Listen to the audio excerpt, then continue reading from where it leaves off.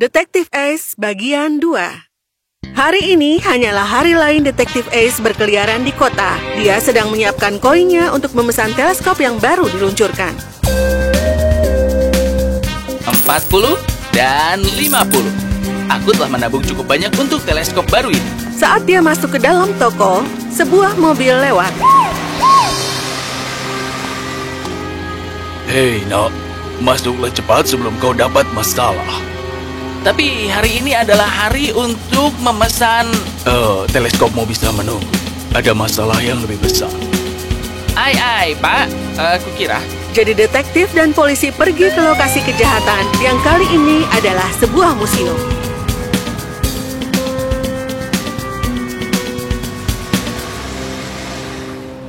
Jadi, apa situasinya kali ini? Ada perampokan yang telah dilaporkan di museum. Mata Wisnu telah dicuri dari sana. Pencuri yang oleh warga disebut sebagai pria tidak terlihat, dia meninggalkan surat. Besok, 2 Juli, jam 2 siang, kalian akan melihat aku yang sebenarnya mencuri patung Raja Arthur. Sekarang pukul 13.55. Apakah di sana sudah ada petugas keamanan? Kami telah mengamankan semuanya. Ada lebih dari 25 polisi di sekitar museum. Tidak mungkin pencuri itu bisa masuk. Pria tidak terlihat itu tampaknya sangat percaya diri. Oh, kita akan bisa melihat dia dalam 5 detik. 5, 4, 3, 2, 1. Aloha semuanya. Sepertinya kalian semua berkumpul untuk bertemu denganku. Orang-orang di sekitar bingung. Mereka melihat sekeliling dan tiba-tiba mereka mendengar. Patung Raja Arthur itu hilang. Ini dia. Aku selalu selangkah lebih maju dari rencanaku. Aku tahu setiap gerakan kalian semua. Sekarang kawal aku saat aku membawa patung ini. Kami akan mencari tahu siapa dirimu. Tentu saja, aku akan segera mengungkapkan diriku. Saat itu ada ledakan dan asap di atas museum dan menyebar ke kerumunan.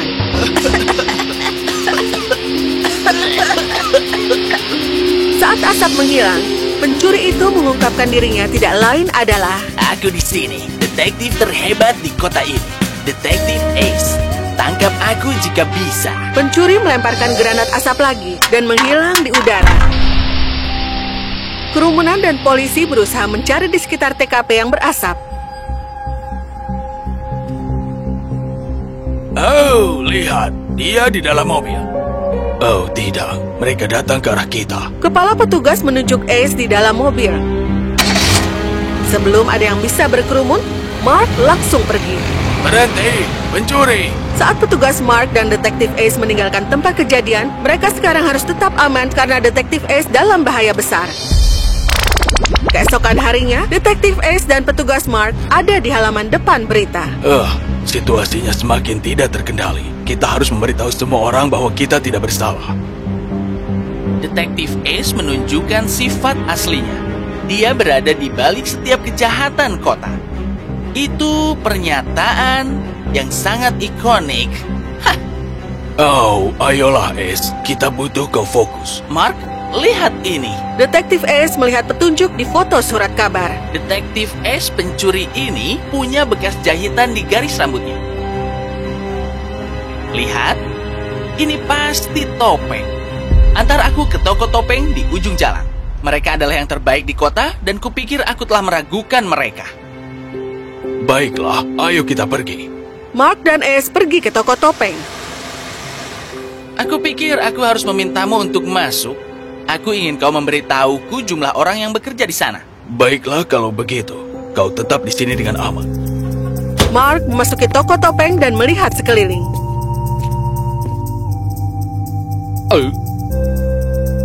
Karena tidak ada orang, jadi dia membunyikan bel di konter. Wow, tempat ini sungguh unik. Ya, ada yang bisa kubantu?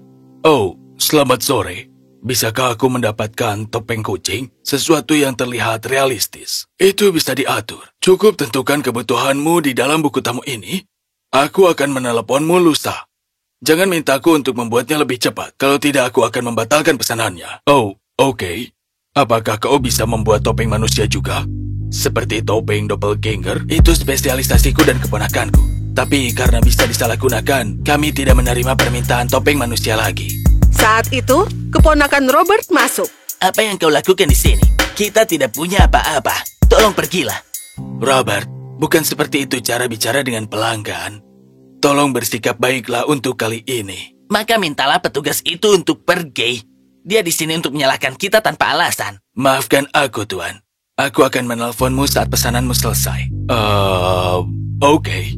Robert mengerutkan kening pada Mark saat Mark meninggalkan toko.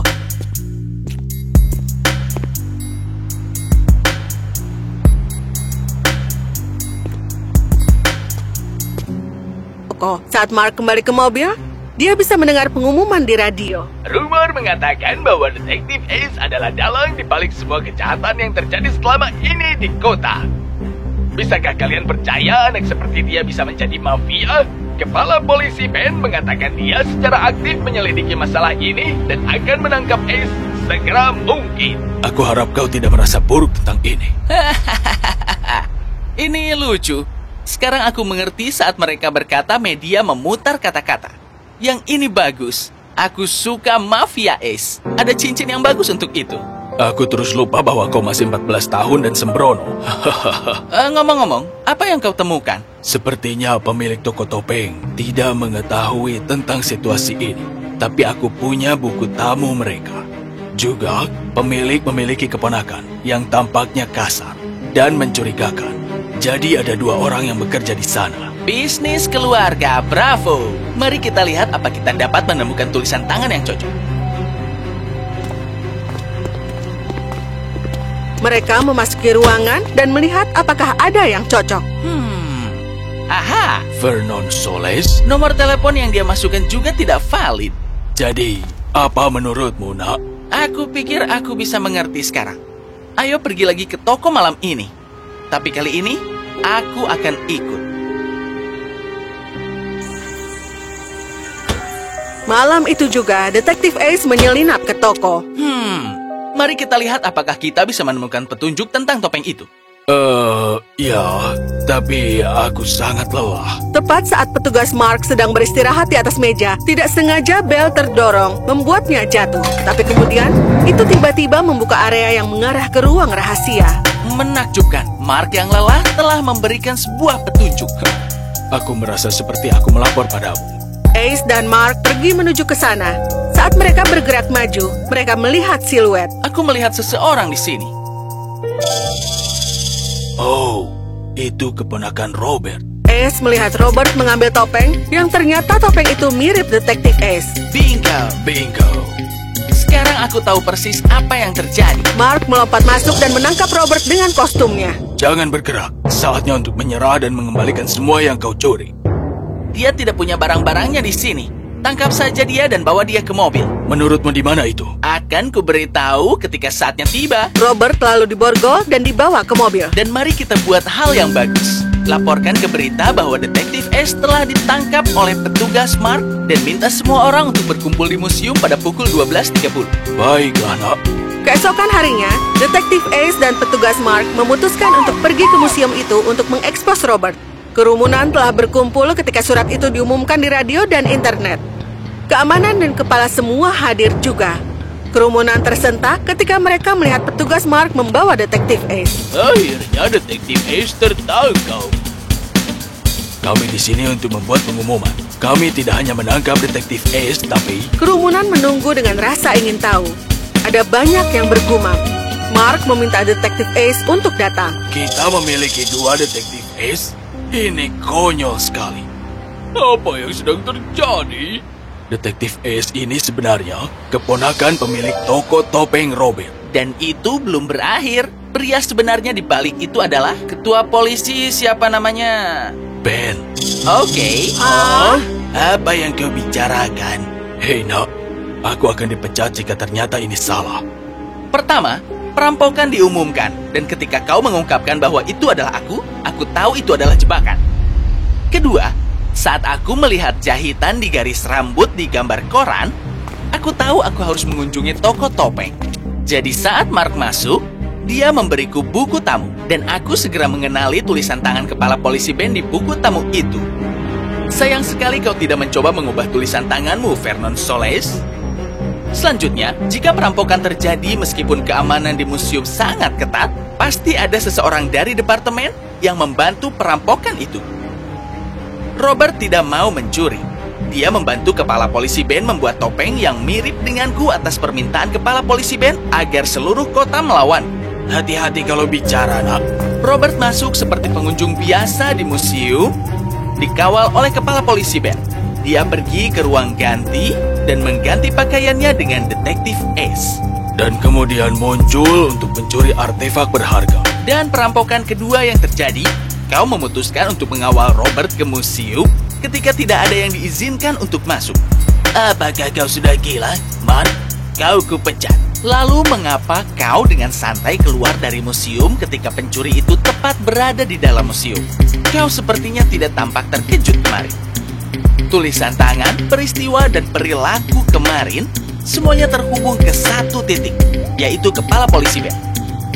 Ingin melihat seberapa mirip tulisan tangan itu, buku tamu dan laporanmu yang kau tulis bulan lalu yang aku ambil dari stasiun? Detektif Ace menampilkan semua barang yang dimilikinya. Semuanya memiliki tulisan tangan kepala Ben yang sama. Pihak keamanan langsung menangkapnya. Dan tentang artefak yang dicuri. Artefak itu tidak kemana-mana. Artefak itu berada di ruang petugas kebersihan museum. Robert tidak bisa parkur, dia melempar bom asap, kembali ke ruangan untuk berganti pakaian, dan keluar dari pintu masuk sebagai warga sipil biasa. Polisi masuk ke dalam museum dan memeriksa. Mereka menemukan artefak yang hilang, dan sementara itu, kepala polisi Ben diborgol. Kau selalu mengancam posisi tempatku bekerja keras. Jadi aku ingin memberimu pelajaran. Tunggu sampai aku membalasmu, nak. Petugas polisi membawanya ke dalam mobil dan membawanya pergi.